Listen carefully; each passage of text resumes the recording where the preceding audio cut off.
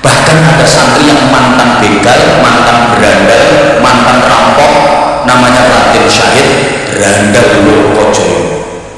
Ini bukti adik-adik, berandal, nakal, dididik kiai, dicekel kiai, iso dadi wali, akhirnya dijuluki Sunan Kalijogo. Lah nek sing nyekel dudu kiai, paling-paling dadine Sunan Jogo Kali. Mbok tukang mancing, mbok tukang ngising. Para wali dan para kiai sukses mengembangkan Islam di Indonesia pakai metode yang luar biasa, strateginya hebat. Di antaranya pertama, bil hikmati wal mau'izatil hasanah. Kalau terpaksa baru wajadilhum, itu pun billati hiya ahsan. Jadi penyebaran Islam di Indonesia oleh para wali dan para ulama itu tidak pakai koyok-koyokan, nggak pakai pengkerengan, nggak pakai gontok-gontokan, nggak pakai kekerasan, tapi dengan santun, penuh kelembutan, wal yatalattaf, dan berlemah lembutlah kamu dalam beragama, dalam mengajarkan agama, dalam menjalani kehidupan beragama. Allahumma sholli ala Muhammad. Fabima rahmatin minallahi lintal. Ini perintah untuk berlemah lembut dalam beragama. Sebab walaupun fadlul ghalidul qalbi lam faddu min hawli, jika kamu keras, kasar, keras, masyarakat justru akan menjauh darimu. Sehingga Islam yang disebarkan oleh para wali ini sukses sampai akhirnya hampir 90% masyarakat Indonesia memeluk agama Islam. Yang tadinya Hindu, Buddha, Klene itu ya termasuk kepercayaan ateis, bangsane Nyibloro, Nyiroro Kidul, Nyiroro Wetan, Nyiroro Kulon, Nyiroro Tengah, Nyiroro Pojokan, Malamber, Nyiroro Grano, Ala Ali, Wasobi, Asmani. 90% dari Islam. Beda dengan para penjajah Portugis, Belanda, Jepang, lama menjajah Indonesia, bukan cuma menjajah ekonomi, tapi juga menjajah akidah. Mereka juga menyebarkan agama, tapi agama yang ditawarkan oleh penjajah tidak laku, tak payu. Kenapa? Karena penjajah itu kalau sama masyarakat keren. Beda dengan para wali, para ulama, para kiai yang tidak pernah mengerengi masyarakat. Apa mengerengi itu bahasa Indonesia? Ya mengerengi. Mesti tak pikir kan ya memang tidak semua bahasa Jawa bisa dijadikan bahasa Indonesia. Menek itu bahasa Indonesianya memanjat, karena menek celingkrik kan repot. Masa memanjat bercelingkrik. Nguyuh itu bahasa Indonesianya kencing, karena nguyuh hanya kan. Masa kencing macrik. Angel.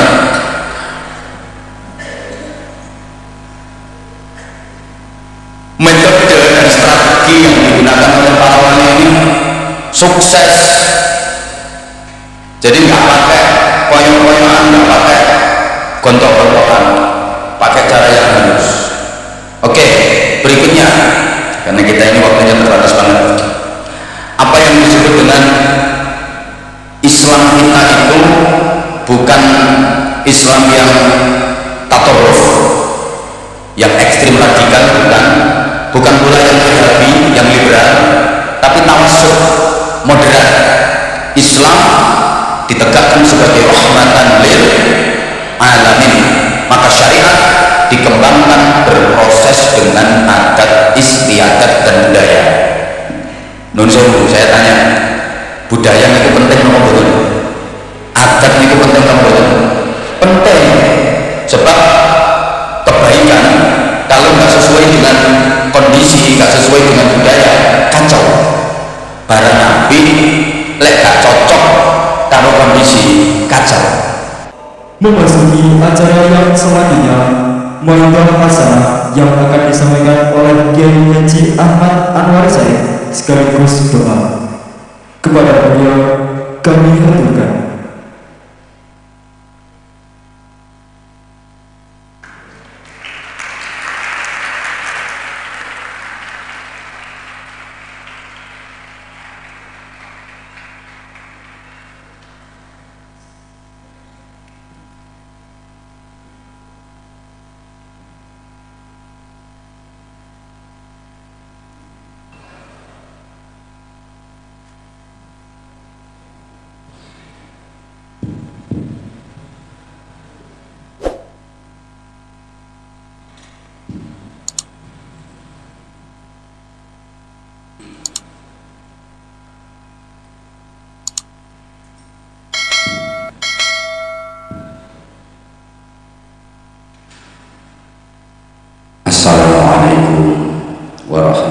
warahmatullahi wabarakatuh.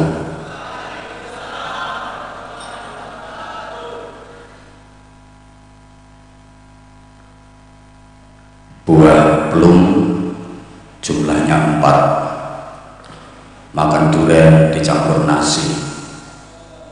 Darul Ulum memang hebat, santrinya keren, penuh prestasi.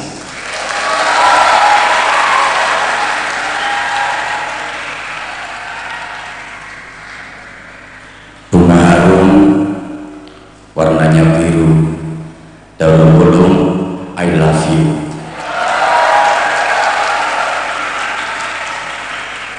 Bismillahirrahmanirrahim. Alhamdulillahilladzi akramal ulama wa ja'alahum warasatal anbiya. Wassalatu wassalamu ala sayyidil asfiya wa imamil atqiya Sayyidina Muhammadin wa ala alihi wa ashabihi al-barra wal fudala. Amma ba'du. Janabal kurama masyayikhana al-a'izza wa ulama'ana al-ajilla,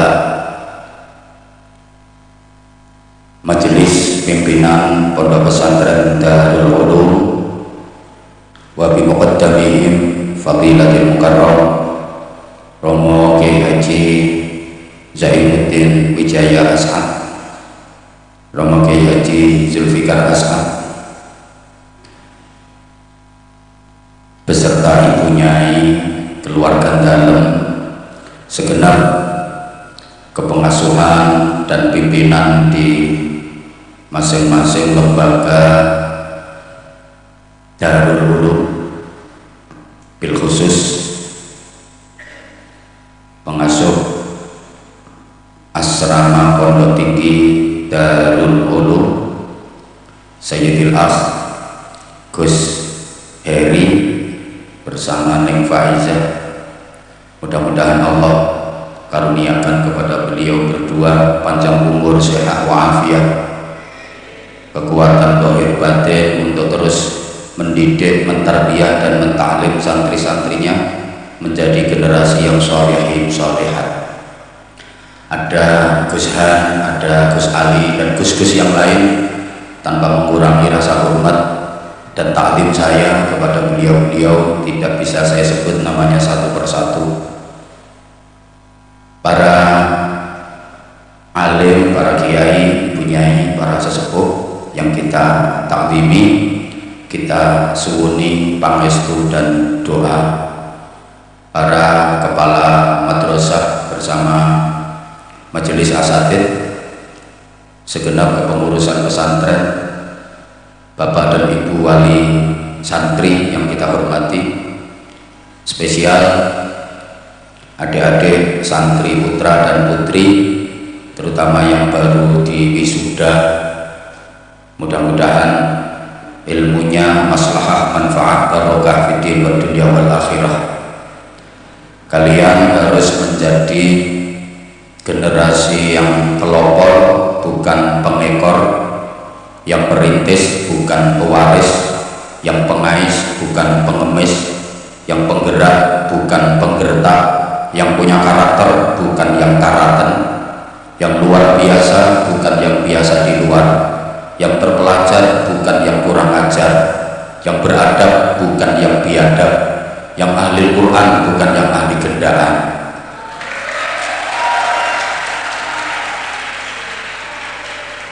Kalau dalam bahasa Al-Quran disebut generasi ulul albab, siapa mereka? Alladzina yadhkuruna Allaha qiyaman wa qu'udan wa 'ala junubihim, berarti ahli zikir. Wa yatafakkaruna fi khalqis samawati wal ardh, berarti ahli fikir. Rabbana ma khalaqta hadza batilan subhanaka faqina 'adzabannar, berarti ahli ikhtiar. IQ, EQ dan SQ berpadu, qalbiyah, aqliyah dan jasadiyah. ahli fikir, ahli ikhtiar, takwa, cerdas, terampil, sensitif, kreatif, produktif, pandai mengolah rasa, pandai mengolah rasio, pandai pula mengolah raga, mampu menghadapi masalah moralitas, kreativitas, sekaligus kriminalitas, ngerti, pinter, prigel, sregep mikir, pinter mikir, gelem nyober, duwe musuh wani melintir. Kalian adalah harapan agama dan bangsa ke depan. Syubbanul yaum, rijalul ghad. Pemuda hari ini adalah tokoh di masa depan. Bapak dan Ibu serta para santri yang saya hormati, yang saya cintai, sesuai dengan perjanjian dengan Gus Heri, saya sedianya dinaikkan ke panggung ini jam 8 malam. Alhamdulillah sekarang jam 8 malam lewat 70 menit waktu Indonesia bagian dahulu. Ini sesuai dengan fitrah sejarah masuknya Islam di Indonesia yang memang lambat jika dibanding dengan masuknya Islam di kawasan lain di belahan bumi ini. Islam masuk ke Indonesia ini memang agak lambat, sekitar abad ke-14 pasca runtuhnya kerajaan Majapahit. Padahal Islam sudah masuk ke Afrika, bahkan ke Eropa itu di akhir abad ke-6, permulaan abad ke-7. Nah, karena masuknya Islam ke Indonesia ini telat, akhirnya jadi budaya masyarakat kita, acara apa saja wajib telat. Kalau nggak telat berarti bukan Indonesia. Jadi semakin telat semakin Indonesia. Apa maneh wong NU, undangan Basul Masail jam 8 pagi itu prakteknya habis asar. Jadi semakin telat semakin NU. Telat itu kan identik dengan lambat dan ketinggalan. Jangan heran kalau urusan apa saja Indonesia ini serba ketinggalan. Ekonomi ketinggalan, konsolidasi ilmu pengetahuan ketinggalan, konsolidasi budaya ketinggalan, teknologi ketinggalan. Kalau nggak ketinggalan ya bukan Indonesia. Islam masuk ke Indonesia ini abad ke-14, dibawa oleh para wali yang kita kenal dengan sebutan Wali Songo, yang sesungguhnya Wali Songo itu ada beberapa kurun, ada beberapa generasi. Sementara di Eropa abad ke-7 Islam sudah merambat ke sana. Spanyol, ngertos Spanyol ya? Gudon itu ngidul paling lek becak yang 7 tahun. Spanyol itu negaranya Real Madrid, Barcelona, Atletico Madrid, Valencia, Villarreal, Osasuna itu. Islam sudah sampai ke sana itu abad ke-7, dibawa oleh Torik bin Ziyad, sampai melahirkan ulama kaliber dunia dalam bidang disiplin ilmu gramatika, ilmu nahwu, dengan karyanya yang sangat fenomenal, Alfiyah Ibnu Malik, yang dipelajari di hampir seluruh pesantren di Indonesia. Ulama tersebut adalah Muhammad Jamaluddin bin Abdullah bin Malik Al-Jayyani Al-Andalusi. Andalusinya itu Spanyol. Jadi saya ngarang Alfiyah Ibnu Malik itu orang Spanyol, itu orang keterangan.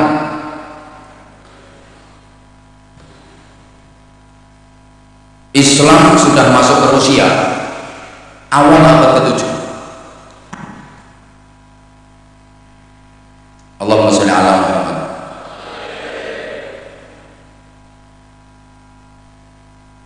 Dibawa oleh Sa'ad bin Abi Waqqas, merintisnya dari Azerbaijan.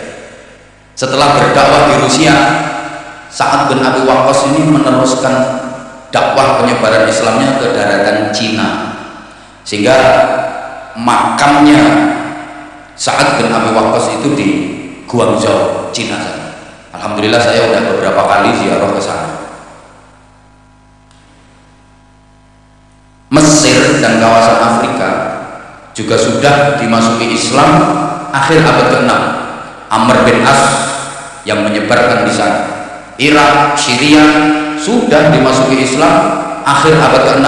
Khalid bin Walid yang menyebarkan di sana. Persia, Iran sudah dimasuki Islam awal abad ke-7. Abu Ubaidah ibnul Jarrah. Sehingga adik-adik santri kalau ngaji kitab Takrib, kalau ngaji kitab Fathul Farid, itu karya dari Syekh Ahmad bin Husain bin Ahmad Al-Asfihani. Asfihan itu kota terbesar kedua di Iran setelah ibu kota Teheran, kota yang paling ditakuti oleh Amerika Serikat. Sampai sekarang satelit keamanan, satelit pengintai Amerika Serikat itu dihadapkan ke Asfihan, karena Asfihan itu ditengarai menjadi pusat pengayaan uranium nuklir. Lah Amerika itu wedi sampai nuklir, kalah sampai orang Indonesia. Nuklir masuk ke Indonesia disujeni garpu dimplok jadi bakso nuklir, granat ya dimplok bakso granat. Makanya mereka gak panik kalau Indonesia itu sakti-sakti, rawan setan,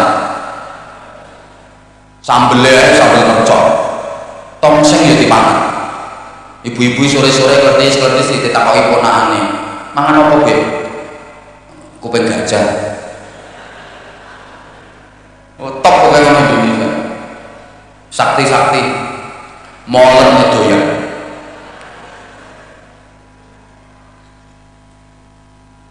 Jadi Islam sudah terkonsolidasi dengan baik di negara-negara dan kawasan-kawasan yang saya sebutkan tadi.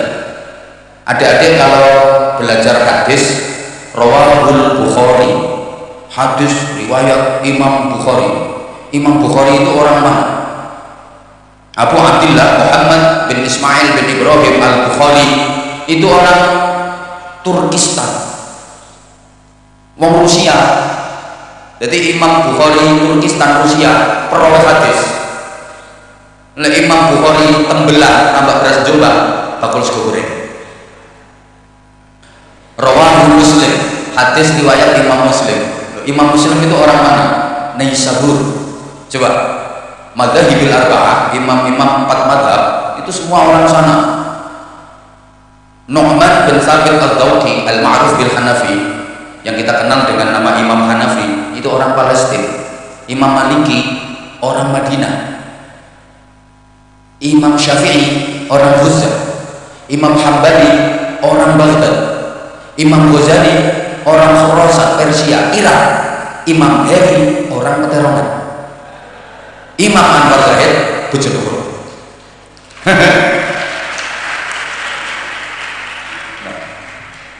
Nah, Islam melebu Indonesia ini abad ke-14 dibawa oleh para wali, merintis dan mengembangkan Islam di Indonesia ini melalui wadah yang disebut dengan pondok pesantren. Kita tahu Kanjeng Sunan Ampel mendirikan pesantren di Ampel Genta. Santrinya multikultur dari berbagai lapisan. Ada santri yang putranya sendiri namanya Maulana Sayyid Makhdum Ibrahim yang kemudian menjadi Sunan Bonang.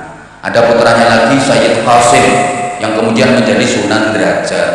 Ada santri putra ulama ternama pada masanya Maulana Ishaq, putranya bernama Sayyid Ainul Yaqin Raden Paku yang kemudian hari menjadi Sunan Giri. Ada santri putra kerajaan Sriwijaya namanya Raden Husain yang kemudian menjadi Adipati Terung.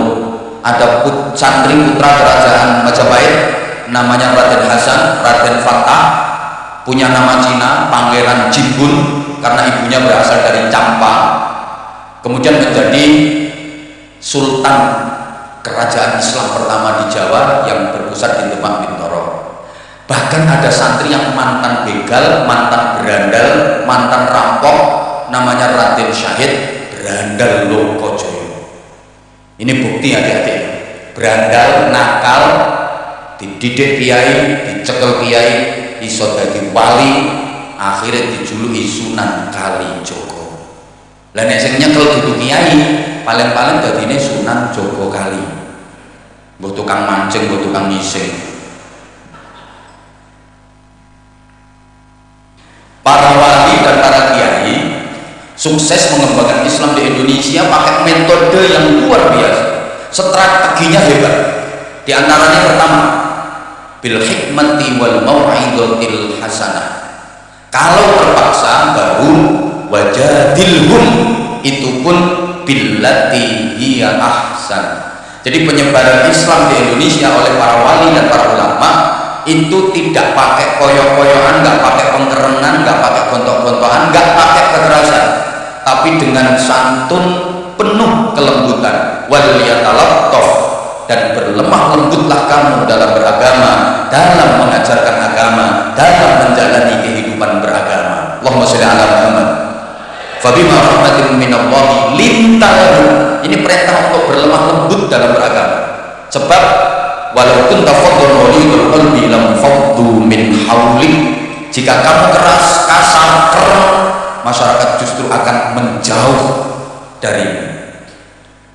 Sehingga Islam yang disebarkan oleh para wali ini sukses sampai akhirnya hampir 90% masyarakat Indonesia memeluk agama Islam. Yang tadinya Hindu, Buddha, Klene itu ya termasuk kepercayaan ateis. Bangsane nyibloro, nyiroro kidul, nyiroro lor, nyiroro wetan, nyiroro kulon, nyiroro tengah, nyiroro pojokan, malamber, ini belet, gerando, wa'ala ali, wasobi, ajmain. 90% dari Islam. Beda dengan para penjajah Portugis, Belanda, Jepang, lama menjajah Indonesia, bukan cuma penjajah ekonomi, tapi juga penjajah akidah. Mereka juga menyebarkan agama, tapi agama yang ditawarkan oleh penjajah tidak laku, gak payu. Kenapa? Karena penjajah itu kalau sama masyarakat keren. Beda dengan para wali, para ulama, para kiai yang tidak pernah mengerengi masyarakat. Apa mengerengi itu bahasa Indonesia?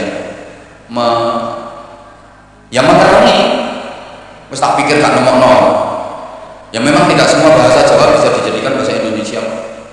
Menek itu bahasa Indonesianya memanjat. Karena menek celingkrik-celingkrik kan repot. Masuk memanjat bercelingkrik. Nguyuh itu bahasa Indonesianya kencing. Karena nguyuh anyang-anyangan. Masuk kencing macrit-macrit. Angel.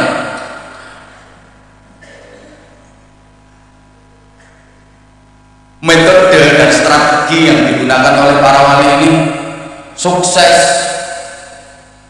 Jadi nggak pakai koyok-koyokan, nggak pakai gontok-gontokan, pakai cara yang halus. Oke, berikutnya, karena kita ini waktunya terbatas banget.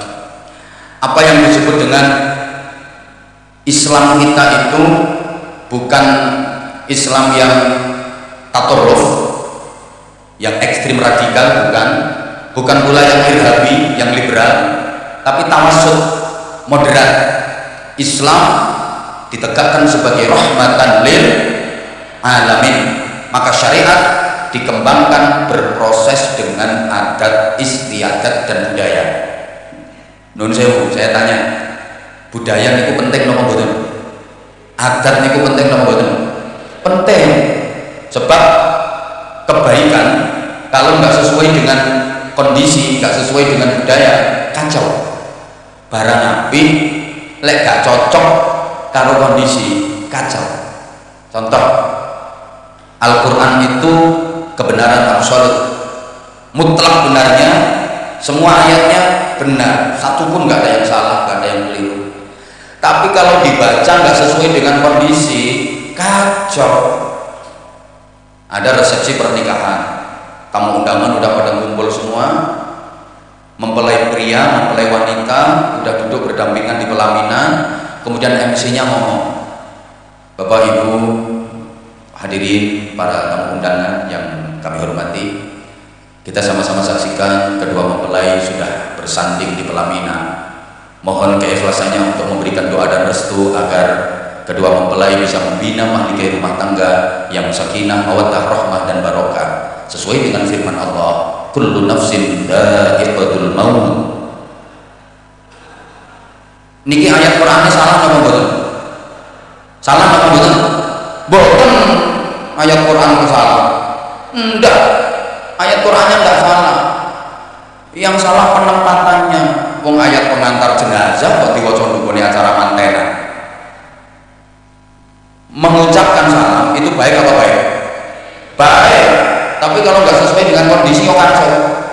Maka gaya dan intonasi dalam mengucapkan salam itu beda-beda.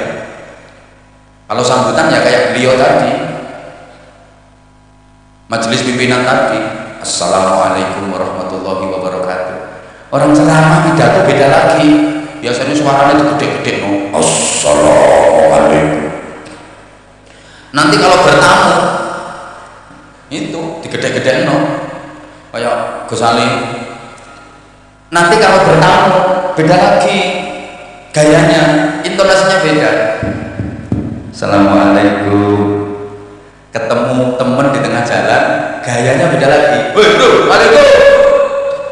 Kalau santri ketemu kiainya, buku. Assalamualaikum. Beda-beda. Itu kalau di Indonesia. Tapi di Arab, santri ketemu kiai, salamnya ya tetap pakai nada tinggi keras. Kadang-kadang sambil ngangkat kedua tangan. Murid ketemu guru nih, Assalamualaikum. Ayo coba praktek nong di Darul Ulum. Ono santri ketemu Gus Heri. Gus, Waalaikumsalam. Yakin gak dijawab? Soalnya Gus Heri mikir, hari ini kenaan tekon di. Bukan salah salamnya, tapi salah gaya. Saya mau ceramah, salam saya pakai gayanya penyanyi. Halo, selamat malam, apa kabar semuanya? Assalamualaikum warahmatullahi wabarakatuh. Uang sama ini kayak mesti ngalami, Anwar Zahid gendeng mesti. Bukan salah salam saya, salah gaya. Maka yang kedua, strategi yang dipakai para wali, para ulama, para kiai sehingga sukses itu adalah uswatun hasanah. Ini penting adik-adik santri ya. Jadi memberikan contoh dan keteladanan yang prima. Bukan hanya sekedar mau'idhah hasanah, apalagi maidubah hasanah. Bukan sekedar mau'idhah hasanah, tapi uswatun hasanah. Dakwah bil hal. Dengan kitab ta'lim ya dari lisanul hal afsahu min lisanil maqal. Bahasa sikap itu lebih ampuh, lebih mengena daripada bahasa ucapan. Orang itu diomongi 1000 kali sama dikasih contoh sekali itu lebih ampuh dikasih contoh sekali. Allahumma sholli ala Muhammad. Nah, maaf saya sering sampaikan kritik. Indonesia ini memang kebanyakan mau'idhah hasanah, kurang uswatun hasanah. Wakil wong sing pinter pidato tapi gak pinter dadi contoh. Termasuk sing ngomongi pandai berorasi tapi gak pandai berekspresi. Pinter ceramah tapi gak pinter dadi uswah.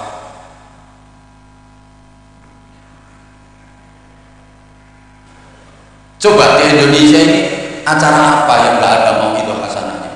Semua forum pasti ada mau'idhah hasanahnya. Peringatan Maulid Nabi mau'idhah hasanah, peringatan Isra Mi'raj mau'idhah hasanah, menyongsong Ramadan mau'idhah hasanah, engko nuzulul Quran mau'idhah hasanah, halal bihalal mau'idhah hasanah, mau berangkat haji mau'idhah hasanah, pulang syukuran haji mau'idhah hasanah, tahun baru Hijriah mau'idhah hasanah, lamaran mau'idhah hasanah, nikahan mau'idhah hasanah, bojone meteng walimatul hamil mau'idhah hasanah, nglairno akikahan walimatul akikah mau'idhah hasanah, nyunatno anak walimatul khitan mau'idhah hasanah, engko anake mantenan walimatul nikah walimatul arus mau'idhah hasanah.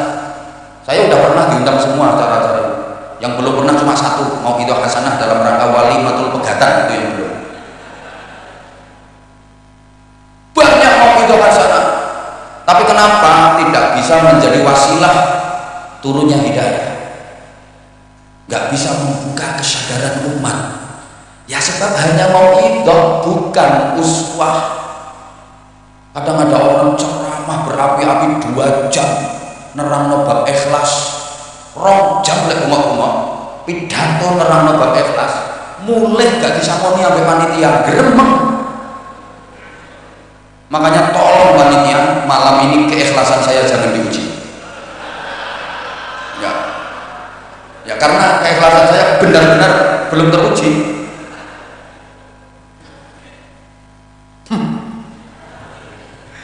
Ya Allah, beda dengan kiai zaman dulu. Kalau kiai zaman dulu itu mau idolnya sedikit, uswahnya yang banyak. Pidatonya kiai biyen muga enak-enak, ceramahnya kiai biyen muga enak-enak. Dibanding kalau ustaz-ustaz saiki gak ana apa-apane. Tapi kok mandi?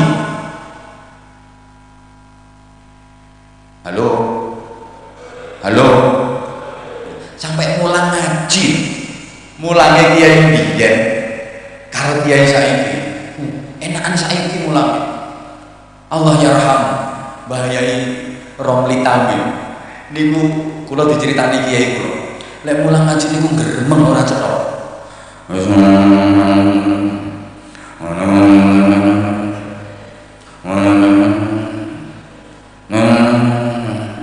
Jadi santri melu ngaji kupingnya dipekno, apa ngesayo gak iso. Jadi kita khatam didol meneh wae. Gak ono sasane kok. Tapi santri ini kok hebat. Dadi kiai kabeh rata-rata. Dadi wong kabeh gak ono sing dadi cempe, gak ono sing dadi pedet. Padahal jangankan maknane, ngrungokno yo gak cetha. Lek maknane opo kiai nek maca koyo pendekar Saulin ngomong. Tapi barokah kok luar biasa. Halo, Mbah Yai Maksum langsung iku nek mulang arang-arang atek takon enak santri nang ngantukan. Dadi mulang kitab nang santrine alhamdulillah.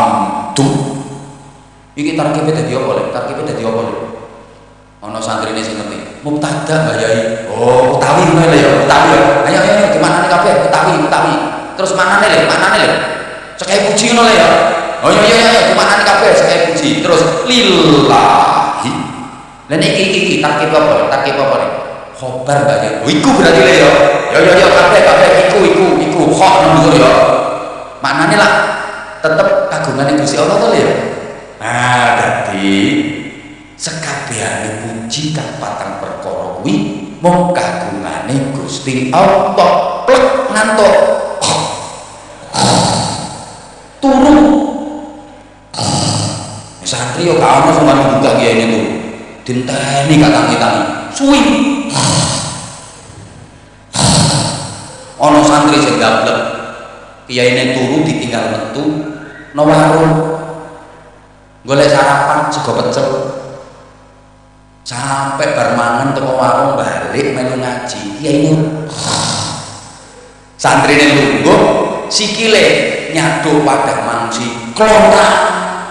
Kiyaine kaget melek kaget tekon dile jawab ken warung Mbah Yai. Padahal karepe ngajine tekon ndi. Tapi santrine kok hebat-hebat. Pidato gak enak biyen dilu muka panggung. Assalamualaikum warahmatullahi wabarakatuh. Para jamaah supados diridani Gusti Allah nek dalu salat tahajud nggih pun cekap semanten akhirul kalam assalamualaikum warahmatullahi wabarakatuh mudhun wis. Tapi jamaah kan paham kabeh dikon tahajud. Nah aku saiki ceramah model ngono gak bisa ngomong ya Bapak ini. Besok ceramah lagi assalamualaikum warahmatullahi wabarakatuh. Para jamaah supaya uripe barokah lek isuk salat duha nggih cekap semanten akhirul kalam. Kate mari ana sing usul ngapunten Mbah Yai tahajude wingi niku dereng saged nglampahi aja ditambahi duha dhisik ngono ya wis duhane gak sida akhirul kalam assalamualaikum warahmatullahi wabarakatuh. Coba tapi asarnya sungguh luar biasa. Kenapa? Karena setiap apa yang diucapkan diamalkan, apa yang dikatakan dikerjakan. Ini kayak prinsipnya Rasulullah, ana awwalu fa'ilin ala ma amartukum bi. Aku adalah pelaku pertama dari semua apa yang aku perintahkan atas kalian. Nah kita kan enggak, kita ini ngomong tok, ngapunten ya. Kita ini terlalu banyak trik, kurang action. Ini pokoknya gak paham diomong. Kakean teori, kurang praktek. Awak dhewe iku kakean teori itu kurang praktek. Apalagi kita udah masuk ke wilayah ekstrim ritual. Masyarakat kita itu agak latah. Semuanya dikaitkan dengan agama. Ini yang saya maksud ekstrim ritual. Maaf ya, sampai masjid, gereja, pura, wihara, kelenteng itu disebut rumah ibadah. Rumah kok ibadah? Jadi apa-apa dikaitkan makum. Baju yang menutup aurat disebut busana muslimah. Ini syahadat itu kapan? Kopiah yang hitam itu diarani kopiah kaji, padahal gak tahu numpak pesawat untuk kuning di pasar Jombang. Tapi diarani kopiah kaji. Coba lo Kediri ono tahu takwa. Tahu lo takwa. Biasa sampean kepengin nyontoh apa-apa gawe tempe iman. Onde ikhlas. Ote subhanallah. Getok naudzubillah min dzalik. Tapi sebatas label, jauh dari esensi. Allahumma sholli ala Muhammad. Sehingga tadi saya sampaikan, kita itu kakean teori, kurang praktek. Kita itu banyak trik tapi kurang action. Kita punya an-nadhafatu minal iman. Ayat Qur'annya innallaha yuhibbut tawwabin wa yuhibbul mutatahhirin, tentang kesucian, tentang kebersihan. Itu yang punya kita, tapi yang mempraktekkan malah orang lain. Coba, negara di dunia ini yang paling terjaga kebersihannya mana? Jepang, Singapura, Venezuela. Yang itu bukan negara Islam. Mayoritas penduduknya nggak Islam belas. Kita punya asari wa sarifatu faqtaru aydiyahuma. Pencuri potong tangannya. Tapi negara yang paling aman dari pencurian, dari kriminalitas itu satu Belanda, dua New Zealand, Selandia Baru. Di kita koruptor merajalela sampai sekarang. Betul?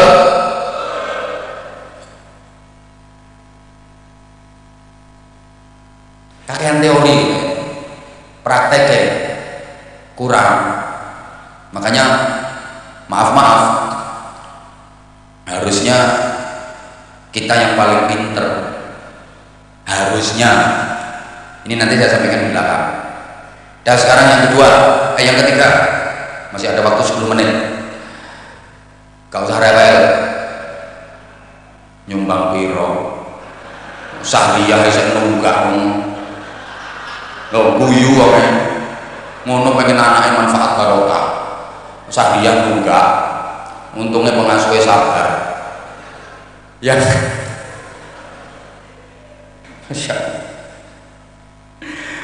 ayo, biasanya belajar. Jadi ojo mek teori, jangan hanya ilmi, tapi harus amali. Koyok konsolidasi budaya. Harusnya kita mencontoh dong. Rasulullah Muhammad SAW dalam waktu yang relatif singkat, kurang lebih 22 tahun, mampu merubah dua kota besar yang dulunya jahiliyah, Makkah dan Madinah, menjadi marakizul hadarah as-saqafiyah, center of civilization. Ngertos betul? Aku sih ngomongnya nggak ngerti ya. Pusat peradaban dunia. Tadinya kota jahiliyah, tapi oleh Rasulullah dijadikan sebagai pusat peradaban dunia, dan itu sukses sampai umat Islam dari seluruh belahan bumi ini berebut pengen mendatangi Mekah dan Madinah. Nah, sementara kita yang mayoritas penduduknya beragama Islam, objek turisnya, konsolidasi budayanya gagal. Buktinya objek turis, objek wisata di Indonesia ini yang terkenal malah bukan milik umat Islam, yang terkenal malah candi-candi. Saya pas yang tahun berapa itu neng Longkong, model kok yo gak ngandel. Mudah, alhamdulillah, Hongkong, Taiwan, Malaysia, Singapura, Brunei, Korea, Jepang.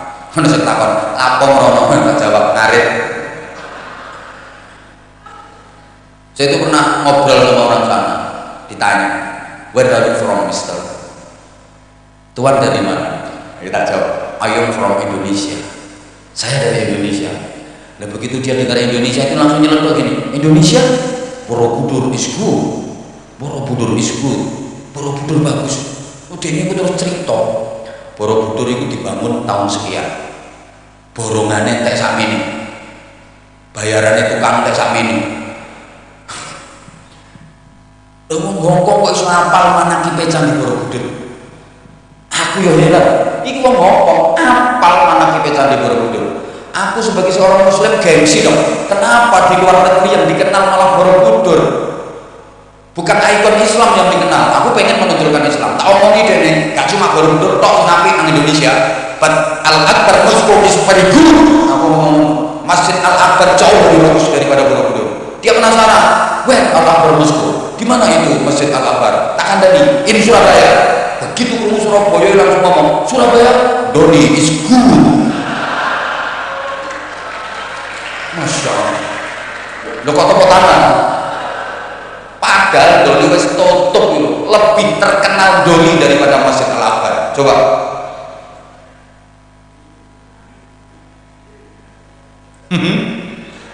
Masya Allah. Yang ketiga, strategi yang dipakai adalah akulturasi budaya. Jadi menggabungkan antara agama dengan budaya sepanjang tidak melanggar syariat, tidak nyimpang dari akidah, no problem, mafi muskilah. Gak apa-apa itu bahasa Inggrisnya no what. Ini agama, ini budaya, ini islami, ini tradisi, ini syariat, ini adat. Tidak dipertentangkan, tapi dijodohkan, dipadukan. Tradisi dan budaya yang ada di masyarakat tidak dihabisi, tapi diislamisasi. Enggak dibikin haram, syirik, bid'ah, kafir, rokok. Model koyo dadi kontraktor swarga. Lho andai kan seperti itu, Islam enggak akan sebesar ini di Indonesia. Jadi ini kecerdasan para wali dan para kiai dalam menyelami masyarakat dengan budaya. Kalau masyarakat dulu seneng sesaji, seneng gaya sajen, cuma sajennya lah pokoknya ngorok wedhus itu syukur tugel ndase, terus gaya tumpeng, ono sego, ono buah, ono ingkunge macam-macam, dibawa ke tempat yang dianggap keramat, disajikan ke kidanyang nyai-danyang yang dianggap keramat oleh mereka dengan membaca mantra-mantra macam-macam. Lah ini oleh para wali gak dihabisi ndak. Ngorok terus tetep. Tapi ojo syukur tugel ndase, maca syahadat, maca bismillah, namanya diislamisasi. Tumpeng pancet iso ono sego gawe macam-macam.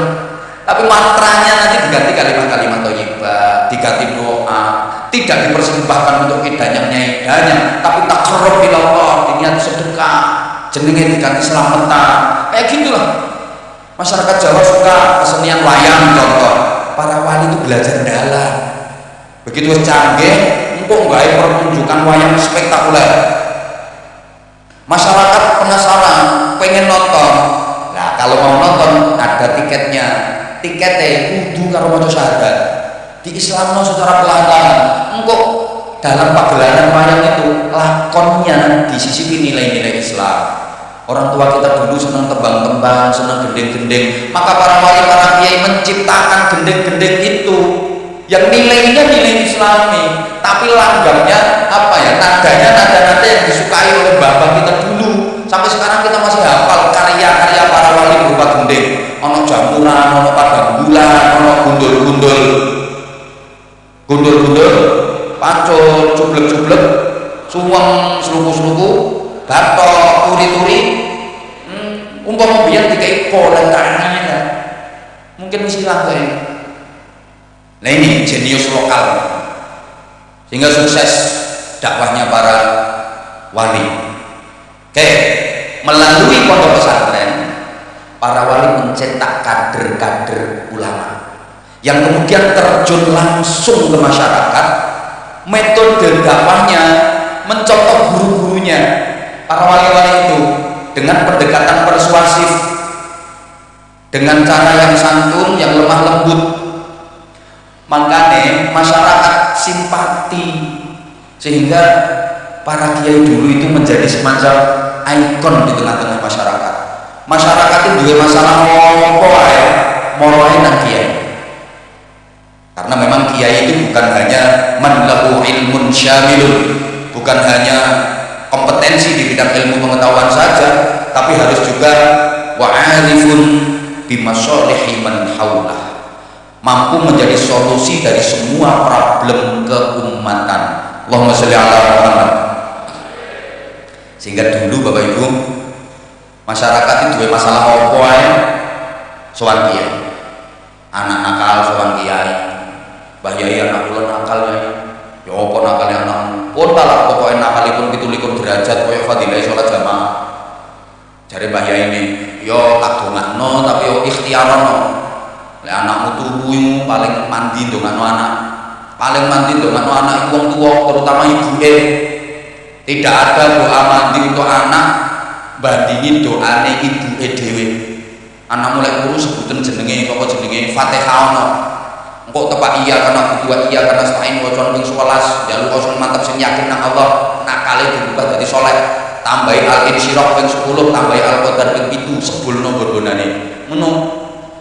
Yai utang kula kathah yai, nopo-nopo. Njaluk donga aja cepet lunas yai. Ya paling tidak wong sing kula utang niku lali mboten nagih. Gampang wacana ayat kursi. Ping pinten yai? Ping 100 aja ambekan. Aduh mantek ya ini, ya nggak begitu wae. Tapi kalau pas mandal dari yasfa'u indahu wacan sing dawa, bayangno wong sing kon utangi, gak kira nagih.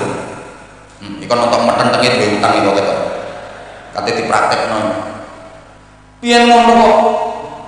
Yai bojo kula cerek wewet yai. Kula niki sampai kuru. Kopiah kula lobok iki. Ndak gepeng katen digetaki bojo. Njaluk donga sing kena gembungkem cangkeme wong wedok. Semacane sumum bukmun umyum fahum la yarji'un. Lha niku lak gembungkem cangkeme kire ya padha ae. Lha kiai dijaluk donga nggo bungkem bojo cerewet dikeki. Padahal kiai dhewe sik tas dicelaku bojone. Yai bojo kula mbok tuwa ya wis 11 wulan gak lahir-lahir bayine. Nyuwun donga yai. Ngono ku yo cidokno banyu pola kudune santri di Fatihahi ombekno diombekno yo perocot lahir jenenge donga pendobolan.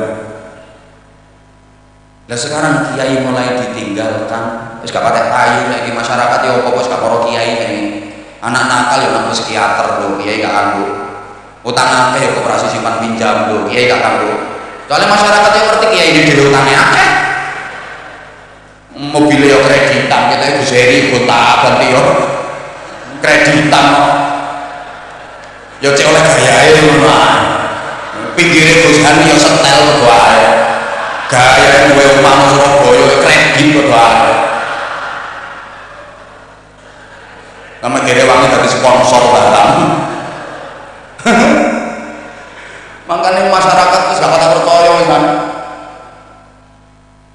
Saiki bojo mbok tuwa, gak lain-lain, gak mau kiai, dokter spesialis kandungan, SPOG, spesialis ogo-ogo.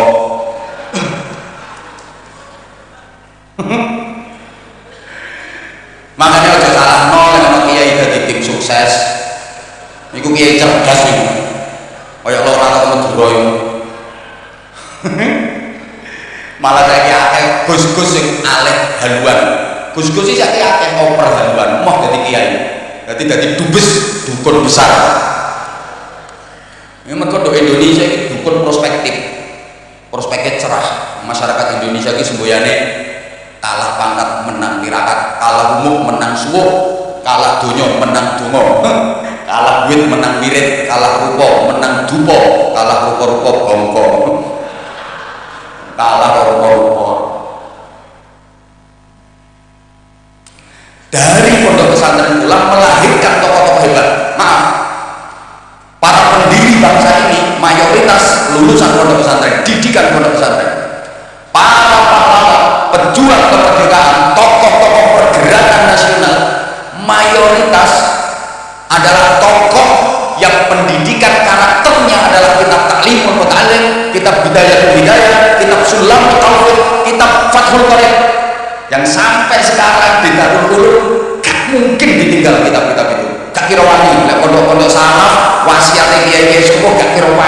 ditinggal ngaji kitab-kitab itu.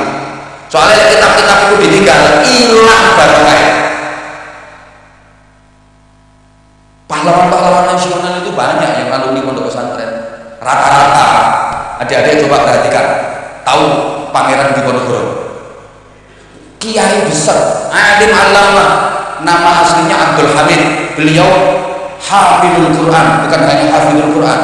Pangeran Diponegoro itu hafal Quran, menguasai filsafat, alim. Manggane itu foto coba pakai sorban hitung-hitungan. Sama tahu loh, ono fotone Pangeran Diponegoro helman. Niku satria baja hitam. Kiai, ono Kiai Mojo, ono Kiai Centok Ali Basyar Prawira Dirja, kiai tok. Ono Kiai Sultan Hasanuddin. Pokoknya pahlawan-pahlawan nasional pakai kiai itu yang tercatat dalam sejarah. Belum lagi yang tidak tercatat dalam sejarah. Ono Kiai Tengku Umar. Niku sak bojone, sak bunyaine. Padha-padha perang. Musuh londo. Tengku Umar itu bojone loro, Bos. Pertama Bunyai Cut Nyahdin, kedua Bunyai Cut Mutiah. Ini saja no Bunyai mana? Itu Mak Mardut, Cut Tari, Cut Keke, Cut Meriska. Ini Bunyai Mardut, koncoe Gus Hanu.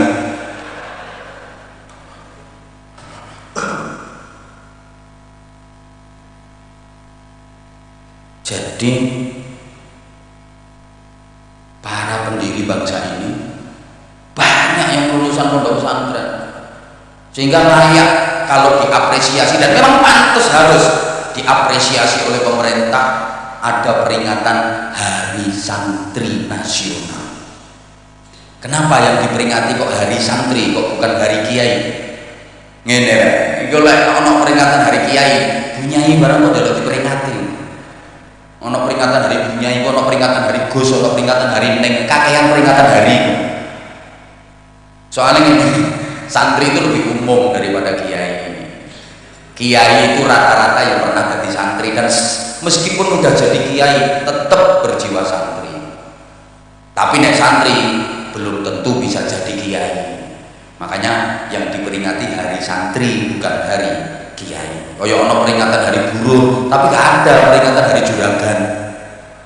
Soalnya nek juragan itu rata-rata tahu jadi buruh. Nek buruh burung karuan iso jadi juragan. Ada peringatan Hari Anak, tapi nggak ada peringatan Hari Orang Tua.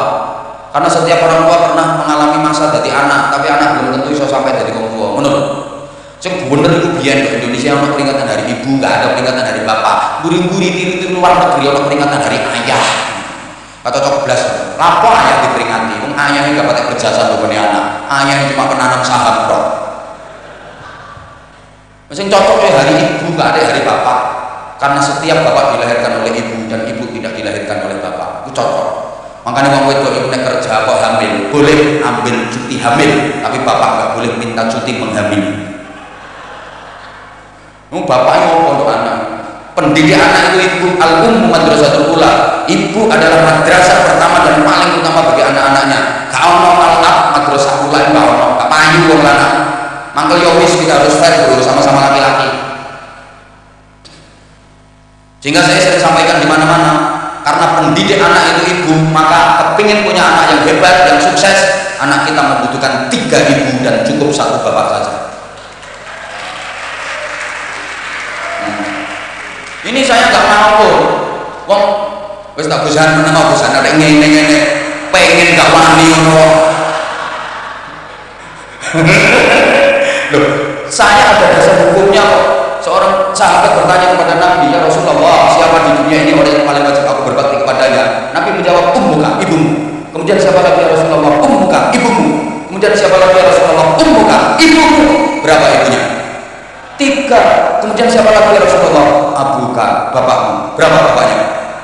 Yang kenceng kok bapaknya berapa? Ibunya berapa? Jadi kalau bapaknya 1, ibunya nah ini diomong nih kok. Tenang ibu, tenang. 3 ibu ya, bukan 3 istri. 3 ibu itu siapa saja? Ibu kandung, ibu susu, ibu guru.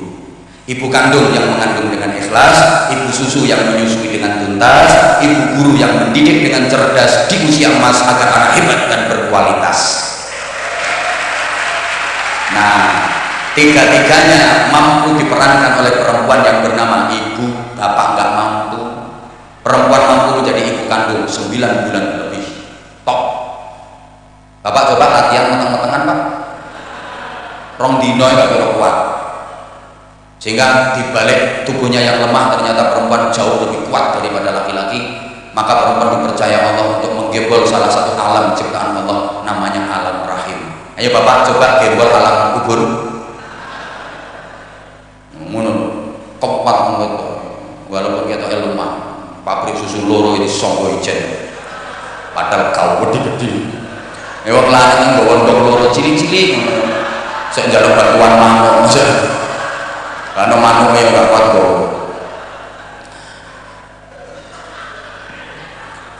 Saya katakan gue menemui apa arah ciri. Saya katakan 3 ibu itu Rasulullah ibunya juga 3 kok. Ada ibu kandung, ada ibu susu, ada ibu guru.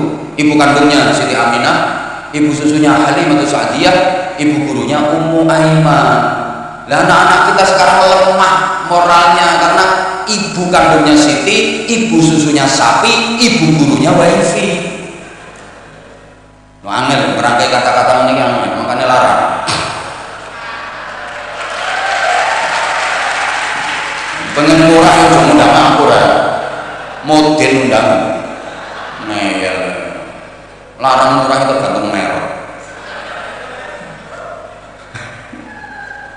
Ya Allahumma sholli ala Muhammad. Nah, makanya saya jadi ingat waktu Bapak Pendidikan Nasional Ki Hajar Dewantara itu dipanggil menghadap Presiden Soekarno. Beliau dimintai saran untuk generasi muda bangsa. Apa saran Bapak? Ternyata sarannya sederhana. Tolong Paduka Presiden jangan pernah menomorduakan pondok pesantren, apalagi menganaktirikan pondok pesantren, karena cikal bakal berdirinya republik ini adalah dari pondok pesantren dengan kiai dan santri-santri. Makanya sampai saya ono pejabat elek karo pondok pesantren mesti kualat ben krungu wong ben gak kediam. Lho anjene yo pondok pesantren melahirkan kemerdekaan. Kemerdekaan baru melahirkan sekolah sampai perguruan tinggi, sampai universitas, sampai fakultas-fakultas. Jadi nek turun sekolah, perguruan tinggi, universitas, fakultas, itu putune pondok pesantren. Pondok pesantren melahirkan kemerdekaan. Nah, kemerdekaan baru melahirkan sekolahan, fakultas, perguruan tinggi. Maka sekali lagi nek diurut sekolahan, fakultas, perguruan tinggi putune pondok pesantren. Sehingga sorry ya, yang lulusan fakultas-fakultas perguruan tinggi jangan pernah meremehkan santri-santri yang lulusan pondok pesantren. Kelihatannya modal, lumbur, roto-roto tahu budikan. Walaupun ilmunya sedikit jangan diremehkan. Kenapa? Sebab ilmunya santri itu ilmunya Gusti Kanjeng Nabi, sangatnya jelas. Santri paling loro lulusan pondok pesantren diremeh-remeh paling loro. Oman santri lulusan pondok kate dadi opo, gak iso kerja, gak duwe penghasilan. Wong sing ngomong ngono kudu tak ngomong apa Badrul Baduk kaya tak tuku. Lah iki sing ngoceh iki lulusan pondok pesantren kok soal penghasilan, ayo sing ngomong iku jak akeh-akeh nambah aku akeh di penghasilan.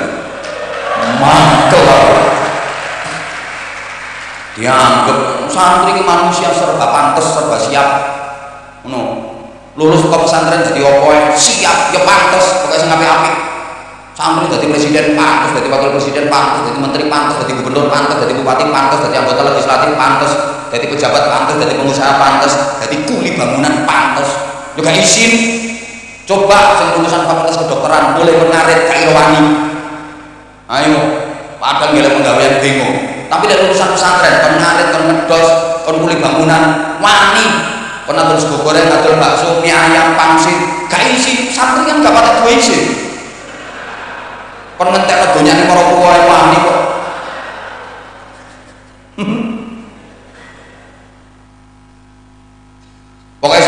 kudu anytime already standby.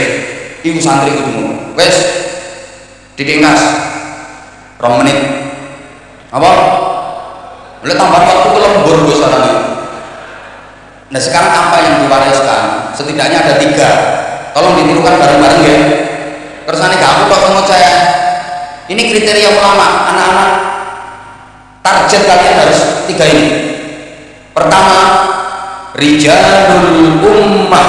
Bareng. Nah itu artinya community leader. Bareng. Alah kok community lemper. Mimpin umat. Lah mimpin umat itu gak gampang. Ngapunten, mimpin masyarakat itu angel. Gampang mimpin santri. Soalnya santri itu meskipun jumlahnya ribuan, mesti manut kalau dia ini ngomong ngetan, ribuan santri ngetan kabeh. Kalau masih wani ngalor ngidul nulen gak wani. Karena di pesantren ada departemen tertinggi yang paling ditakuti oleh semua santri, namanya departemen kualat. Tapi lek ngomong masyarakat itu angel. Kok masyarakat akeh wong wali santri sakmene iki angel katanane. Angel. Cari yang enggak. Mulane metodene para wali niku gawe sistem cah angon ngemong masyarakat. Jadi nek masyarakat iku nak santri-santri harus fleksibel. Kudu iso ngomong umat. Ingat orang itu kalau bahwasanya luas, sikapnya pasti luwes. Iling-iling. Contoh, tak ceritani ya. So sama lihat tadi kiai itu iso ngene iki. Iki ana cerita. Ana wong wedok duwe bojo wong lanang. Coba ngomong kesuwe. Iki sik koma. Sing wedok iki agamane Islam, tapi sing lanang non muslim. Sing wedok hidupnya di lingkungan NU ya melu tahlilan yasinan manakipan pokoknya melu dadi melu majelis taklime Mbah Yai. Tapi sing lanang non muslim. Barang sing lanang mati iki sing wedok iki marang Mbah Yai. Mbah Yai bojo kula pecah, kula nyuwun tulung jenengan salati bojo kula Mbah Yai. Kula pengen jenengan nyolati mayite bojo kula. Mbah Yai mikir, iki agamane gak Islam kok dikongkon nyolati. Meneng ae Mbah Yai. Purun Mbah Yai nggih, jenengan nyolati mayite bojo kula. Meneng ae Mbah Yai sampai ping 3. Jenengan purun nyolati Mbah Yai nggih. Meneng ae Mbah Yai. Sampai akhirnya saya wedok ngancam. Pokoke Mbah Yai mboten purun nyolati mayite bojo kula gak ngaji maneh wis gak Islam-Islaman gak paten. Wis pokoke kula mau Islam. Baru Mbah Yai ini bingung. Maren nih, lek sampai murtad bahaya. Akhirnya Mbah Yai ngambil sikap ngatur strategi. Ya wis gak apa-apa. Purun Mbah Yai nggih. Ya gak apa-apa.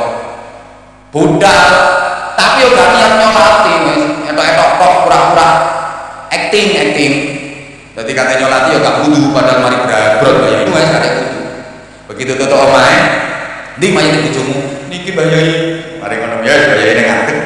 Semadep mulang. Terus mayite gak ditekan garepe tapi ditekan nang burine Mbah Yai. Semari ngono maca takbir ping 4 sampai ngangkat tangan apa salah iku kan niat salat. Allahu Akbar. Kan niat salat, apa ae maca takbir ping 4 sampai ngangkat tangan. Allahu Akbar. Allahu Akbar. Gobek-gobek. Nek salam tak gobek-gobek sih. Sing wedok weruh. Sing wedok batin. Mbah Yai kok aneh nek nyolati mayite bojoku kok dikek nang burine sih. Protes metu kiyaine. Mbah Yai nuwun sewu sak ngertos kula nyolati mayit niku mayite lak dikek nang ngarep wis Mbah Yai. Lha niki wau bojo kula mayite kok sampe dikek buri sampean. Mbah Yai ini pinter bijaksana nek jelasno. Ngene lho. Mayit sing disolati dikek garepe iku mayit sing agamane Islam. Dikek nang ngarepe sing salat, soalé dene wis weruh dalane swarga. Dadi dicolong laku dhewe wis iso. Lah mergo bojomu dudu wong Islam, durung weruh dalane swarga, mangkane tak dikek mburiku, aku dadi penunjuk jalan kaya bojomu. Kudu iso kiai. Sehingga nek ngadepi masyarakat awam niku Mbah Sunan Derajat lek oleh nikmati syukur, go ibadah, go ngaji, aja kalah karo padha. Padha itu kayak kenikmatan go syukur. Nggih ta, Kanjeng Sunan. Rungokno tak ning kali kapan mari udan deres, padha-padha lah padha ngaji. Bareng di rumahno ngaji temen. la in syakartum la azidannakum wa la in kafar padha beda lho tuh gila kamata iso ngaji itu mah qul wallahu ahad qul wallahu ahad qul wallahu ahad qul wallahu ahad iki kodho sing qul wae semuanya lha sing goblok iki qul in kuntum jare Sunan Giri mosok kon kate kalah karo tawon iki apa dikir nggih ta Kanjeng Sunan rumangno ta tawon miber iku mulame grem iku asline dikir tawon iki Allah lek gak percaya nyekel situ templekno kupingmu rumahno oleh hintung cetek Allah yusabbihu lillahi ma fis samawati wa ma fil ardh semua makhluk yang di langit dan di bumi bertasbih kepada Allah ini diimplementasikan oleh makhluk yang bernama bebek krungumu bebek suarane apik yang asline maca tasbih subhanallah subhanallah subhanallah subhanallah enggak percaya ya wis syukur nang Allah kalah karo sapi mari dikek mangan mari dikek mobil langsung syukur kok alhamdulillah bagus yang kedua lagi Allahumma sholli ala Muhammad rijaluddin bareng artinya spiritual leader bareng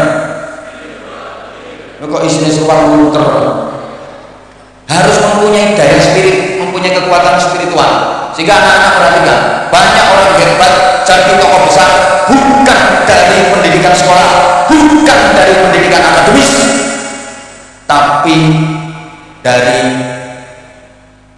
apa yang disebut dengan al-hikmah wal barokah dan ini hanya bisa didapat dari pondok pesantren. Jadi nggak cukup imanensi tapi juga harus menguasai tendensi. Gak paham ya apa ya? Ya apa bos? Paham ngomong sudah pada cerdas ya apa ya? Ngene lho ngene. Akeh wong hebat. Gak teko sekolahe. Gak teko kuliahe ndak.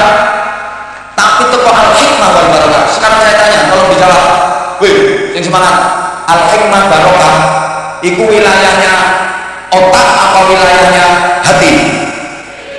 Tepat, wilayahnya hati. Kalau perhatikan, otak memproduk ilmu pengetahuan, outputnya orang-orang pinter. Hati memproduk hidayah, hikmah, barokah, outputnya orang-orang bener. Makanya kalau bisa jadi orang itu ya pinter, ya bener, ya pinter. Kalau nggak bisa, karena tidak semua orang pinter itu bener, tidak semua orang bener itu pinter. Ada orang pinter yang nggak bener, ada orang bener yang nggak pinter. Kalau bisa ya pinter, ya bener, ya pinter. Tapi kalau sulit memadukan, mending jadi orang bener meskipun nggak begitu pinter daripada pinter tapi nggak bener. Kenapa? Karena meminterkan orang bener itu lebih gampang daripada membenerkan orang pinter. Orang kalau sudah merasa pinter susah dibenerkan. Karena rata-rata orang merasa pinter itu punya thariqah sendiri namanya at-thariqah al-ghayyaniyah. Nuturi ustad kalau nuturi santri gampang nuturi santri. Ustad yang angel keturani, kok mana kiai tambah angel. Kakek hujah. Hoi. Sehingga gitu.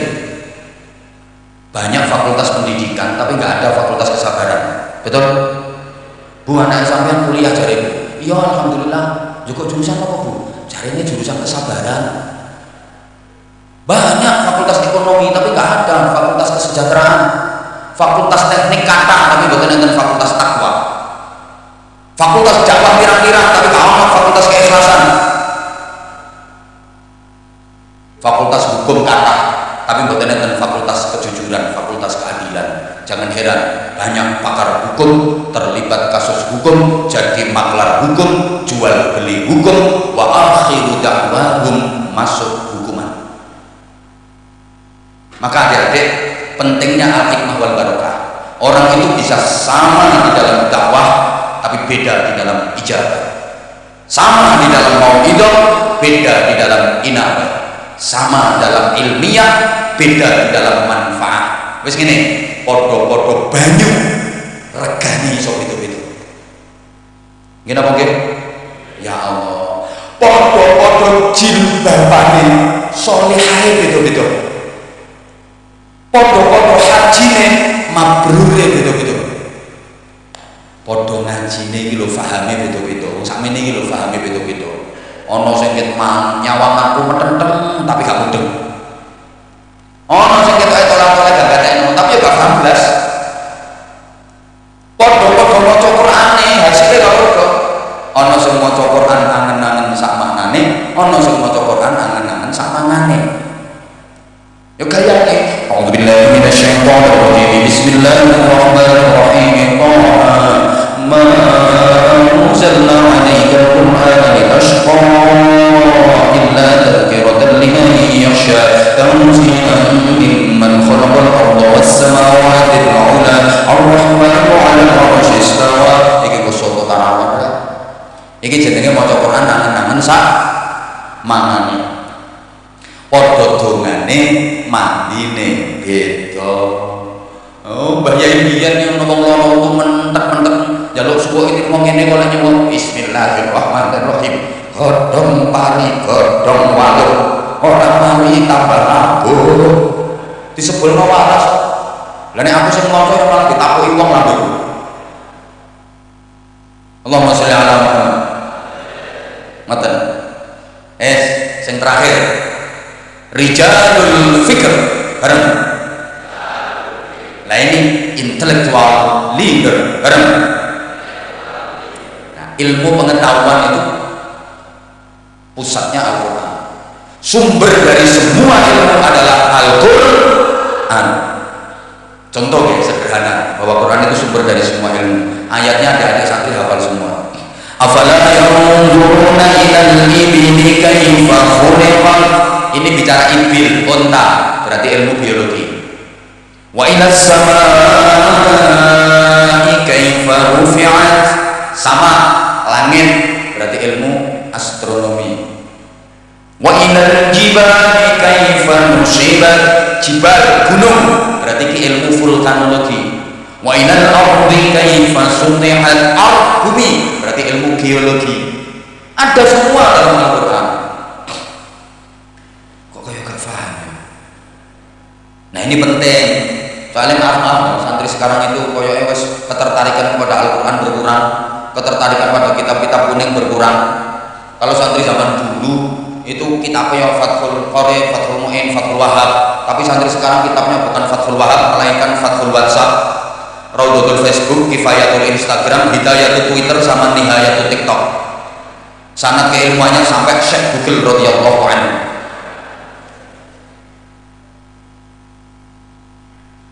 Sumber dari semua ilmu itu Al-Quran.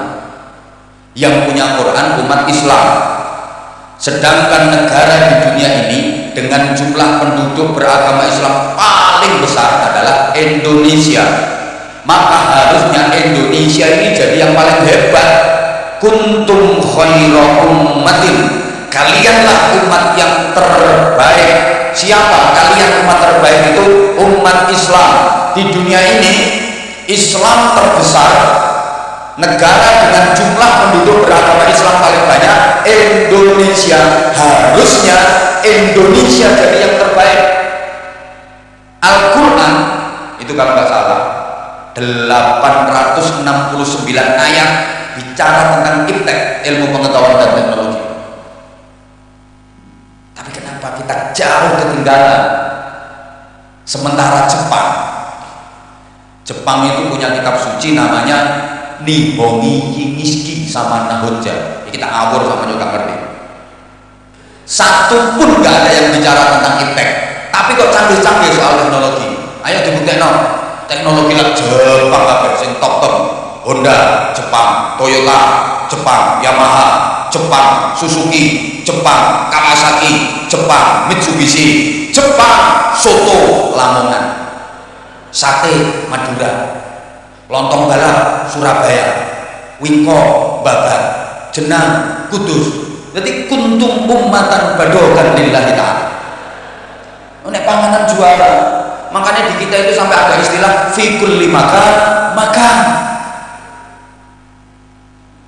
Kullu syai'in qalu. Wa idza qata'alam berqalu. Wa idza qata'a kirku qalu. Wa idza qata'a bandeng qalu. Wa idza qata'a urang qalu. Qalu. Malu kita harusnya. Sampai strata pendidikan kita itu terendah. Saya pernah baca buku karangannya profesor, pokoknya profesor yang pinter lah. Yang gak pinter gak jadi profesor.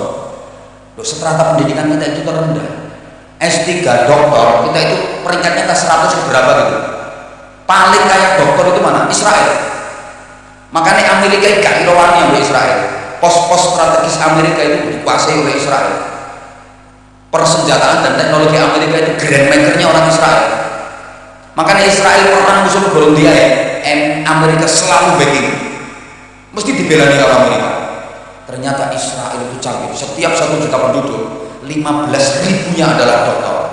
Jepang dari 1 juta penduduk dokternya kurang lebih 7 ribuan. Amerika cuma 5.000 sekian, Jerman 4.000 sekian. Yang saya nggak nyangka itu India. India ini memang satu hobinya cuma nyanyi. Mulai rabi sampai pegatan nyanyi itu India. Mulai mangan sampai ngesek nyanyi itu India. Mulai lahir sampai mati nyanyi India. Lagu yang paling terkenal kan ucek-ucek kotangi. Tumpah wae, lumai wae, bojone dhewe, kucek-kucek kotangi. Ternyata setiap 1 juta penduduk India itu 4.000-nya dokter. Kecuali Pakistan hanya 300-an. Lah Indonesia dari 1 juta penduduk sing dokter piro? Swidak loro, Gus. Iku wae sing separo dokter tukang. Coba nek dukun kira-kira. Yuk kita makanya tugas kalian adik-adik santri adalah mengekspresikan Iqra bismi rabbik. Ngoten. Kelemahan dari pendidikan modern itu kebanyakan Iqra kurang bismi rabbik. Sedangkan kelemahan dari pendidikan salaf pondok pesantren itu kakean bismi rabbik, kurang Iqra. Maka bagaimana Iqra yang bismi rabbik, bagaimana bismi rabbik yang Iqra, insya Allah saya sampaikan pada serial berikutnya. Nek diundang mana Burung Cendrawasih hinggap di kayu. Terima kasih sekali lagi, I love you.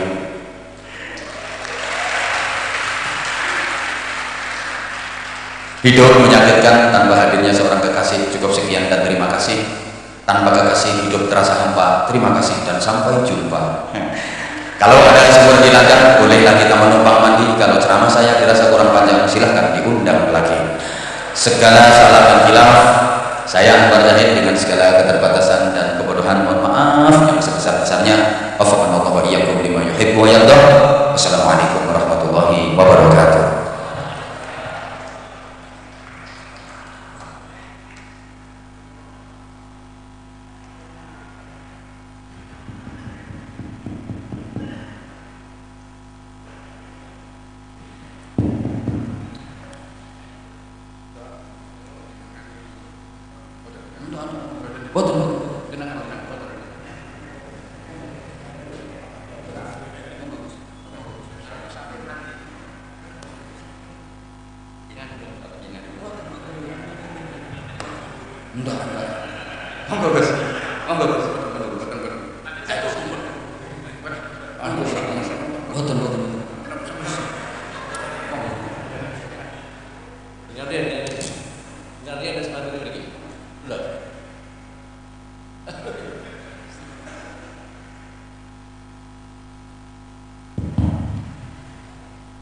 Al-Fatihah. Alhamdulillahirrahmanirrahim. Bismillahirrahmanirrahim. Allahumma shalli wa sallim ala sayyidina Muhammad wa ala sayyidina Muhammad. La ilaha illallah al-halimul karim. Subhanallah rabbil azim. Alhamdulillahi rabbil alamin. As'aluka mujibati rahmatik wa azail maghfiratik wal asmata min kulli dhanbin wal ghanimata min kulli birrin was salamata min kulli asm.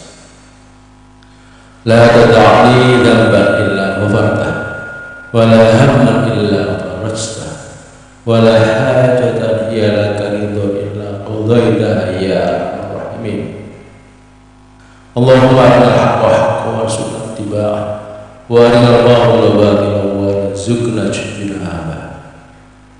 ربنا هب لنا من أزواجنا ذرياتنا قرة أعين واجعلنا للمتقين إماما. رب اغفر لنا ولوالدينا وارحمهما كما ربيانا صغيرا. اللهم اجعلنا وأولادنا وتلاميذنا صالحا كاملا مطيعا مباركا عالما صحة. اللهم اجعلنا وأولادنا وتلاميذنا من أهل العلم وأهل العمل والخير. اللهم قوي أمورنا يا الله. اللهم يسر أمورنا يا الله. يسر أمور الدنيا والآخرة واجعلنا بحسن الخاتمة.